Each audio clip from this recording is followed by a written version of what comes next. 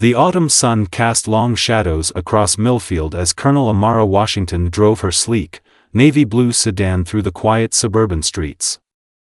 At 42, she carried herself with the dignified bearing that came from 20 years of distinguished military service. Her uniform was impeccable, dress blues adorned with rows of medals that told stories of courage, leadership, and sacrifice. Today marked a rare visit home, a brief respite from her duties commanding an elite cybersecurity division at the Pentagon. Colonel Washington adjusted her rearview mirror, catching a glimpse of her determined brown eyes and the tight coils of her natural hair, which she kept cropped close to regulation standards. The familiar streets of her hometown brought back memories, both sweet and bitter. Millfield had changed since her childhood, new buildings, new faces, but some things remained stubbornly the same. She was headed to surprise her mother, a retired schoolteacher who had raised 3 children alone after her father's death in combat. The flashing blue and red lights appeared suddenly in Colonel Washington's rearview mirror. She checked her speedometer, 5 under the limit, and pulled over promptly, military precision in her movements. Officer Blake Jenkins approached, his hand resting casually on his holster.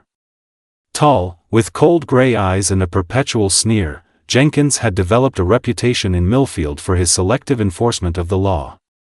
License and registration, he demanded, not bothering with pleasantries. His eyes narrowed as he took in the military uniform. Colonel Washington complied. "Is there a problem, officer?" Jenkins studied her credentials, his expression darkening upon reading her rank. "This vehicle matches the description of one involved in a disturbance." "Step out of the car, please. There must be some mistake." "I just arrived in town," Colonel Washington replied calmly.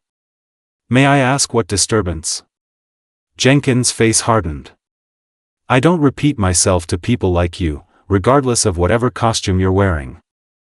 Exit the vehicle. Now." Colonel Washington recognized the dangerous edge in his voice. With deliberate movements, she unbuckled her seatbelt. "I'm complying, officer, but I'd like to note that there seems to be no valid reason for this stop." "Questioning my authority?" "That's how things escalate," Jenkins said, his hand tightening on his holster. "Hands where I can see them." The scene escalated with frightening speed. Despite Colonel Washington's calm compliance, Officer Jenkins yanked her from the vehicle with unnecessary force, slamming her against the car's side. "I said don't question my authority," he hissed, twisting her arm behind her back. The medals on her uniform clinked together as he roughly patted her down. "Officer, I'm a decorated military officer.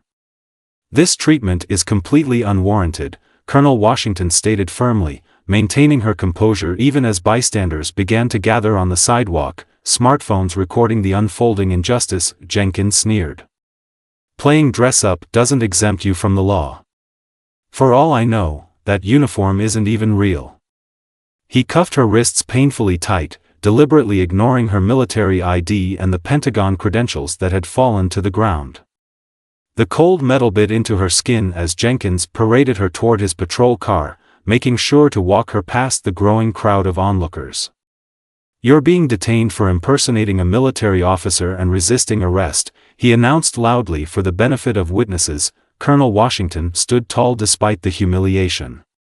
"Those charges are fabricated, and you know it." A teenager in the crowd called out, "She didn't do anything wrong. This is messed up." Jenkins whirled around. "Anyone else want to interfere with police business?" As he roughly pushed Colonel Washington into the back of his patrol car, she caught the eye of an elderly woman who nodded slightly, phone to her ear. Something in that woman's determined expression told Washington that her unjust treatment wouldn't go unnoticed or unchallenged. "You've made a significant error in judgment today, officer," Colonel Washington said quietly. At the precinct, the fluorescent lights buzzed overhead as Officer Jenkins fingerprinted Colonel Washington with smug satisfaction. Her medals and insignia had been confiscated, along with her phone and wallet. "Processing an impersonator," Jenkins announced to the desk sergeant, who looked up with surprise at Washington's professional demeanor and obvious military bearing.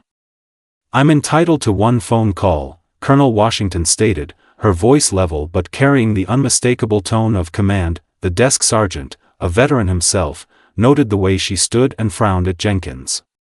Of course you are, ma'am. Jenkins scoffed. Don't ma'am her. She's probably got a costume shop that rents these uniforms.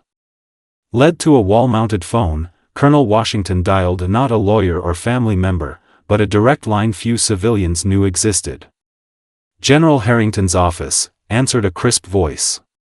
This is Colonel Amara Washington, authorization code Tango 6 Delta 97. I need to speak with the general immediately. Priority situation. The line went silent for 3 seconds before a deep voice responded. Washington? What's happened? Sir, I've been unlawfully detained by Officer Blake Jenkins at Millfield Police Department on fabricated charges. My credentials have been seized and denied. Understood, Colonel. Stand by. This ends now. When she hung up, Washington's expression remained neutral, but her eyes held something that made Jenkins shift uncomfortably for the first time. Within 15 minutes, the precinct's phones began ringing incessantly. The desk sergeant answered, his expression shifting from confusion to alarm. It's the Pentagon, Chief, he called out, hand over the receiver. They're asking about a Colonel Washington. The police chief emerged from his office, bewildered. The Pentagon? What the? Before he could finish, the station doors swung open. 2 military police officers in full uniform entered, followed by a stern-faced woman in a tailored suit with Department of Defense credentials prominently displayed. I'm Special Agent Rivera, DoD Inspector General's office, she announced, voice cutting through the sudden silence. We're here regarding the unlawful detention of Colonel Amara Washington, current head of the Joint Cybersecurity Command. Officer Jenkins' face drained of color as the police chief turned to him with growing fury. We have video footage of the arrest forwarded by concerned citizens, Agent Rivera continued, holding up a tablet displaying multiple camera angles of the roadside confrontation. Additionally, General Harrington has personally requested an update on this situation within the next 10 minutes. Outside, a military helicopter thundered overhead, landing in the parking lot. Through the station windows, everyone watched as more uniformed personnel disembarked. This is now a federal matter, Agent Rivera stated, handing the chief a document bearing official seals. And Officer Jenkins is specifically named in a preliminary investigation for civil rights violations. The police station transformed into a storm of activity. Chief Daniels, a 20-year veteran of the force, stared at the official documents with growing horror as he realized the magnitude of Jenkins' actions. Release Colonel Washington immediately, he ordered, then turned to Jenkins. Badge and gun. Now. Jenkins balked. Chief, this is ridiculous. It's just some, that's enough. Chief Daniels shouted, his face flushed with anger. Do you have any idea what you've done? That's not just any officer you detained, Colonel Washington oversees critical national security operations. As Colonel Washington was uncuffed, her property respectfully returned, General Harrington himself strode into the station. At 6'3" with silver hair and the bearing of someone accustomed to absolute authority, his presence commanded immediate attention. Colonel, he acknowledged with a nod before turning ice-cold eyes toward Jenkins. This the one? Jenkins' arrogance crumbled as he faced not just a military general but the full weight of institutional power that, for once, wasn't backing him. Sir, I was just following protocol, Jenkins stammered. Save it, General Harrington cut him off. We've reviewed the body camera footage. Your microphone was conveniently muted, but we have civilian recordings with audio. Agent Rivera stepped forward. Officer Blake Jenkins, we're initiating a formal investigation into pattern and practice violations. We've already pulled your record, this isn't your first racially motivated incident. Jenkins looked desperately around the room, finding no allies as other officers averted their eyes. This isn't just about one bad day, Colonel Washington said quietly. This is about accountability for a pattern of behavior that has gone unchecked for far too long. The story of Colonel Washington's wrongful arrest spread through Millfield like wildfire. By evening, crowds had gathered outside the police station, not in protest, but in solidarity. Veterans in uniform stood shoulder to shoulder with community activists, students, and families. 3 days later, the town hall overflowed with citizens demanding change. Colonel Washington, now in civilian clothes but carrying the same commanding presence, addressed the assembly.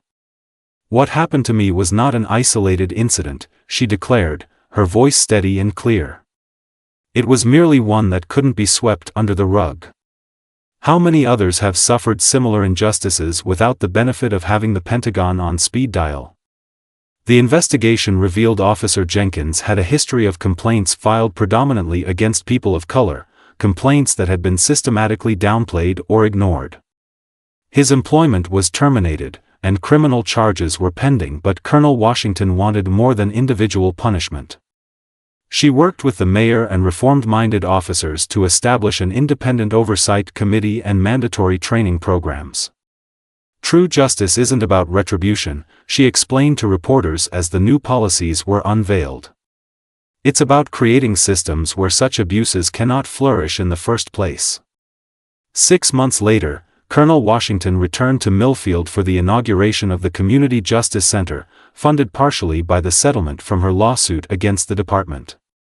Officer Jenkins' former desk now belonged to Captain Diana Rodriguez, the department's new accountability officer.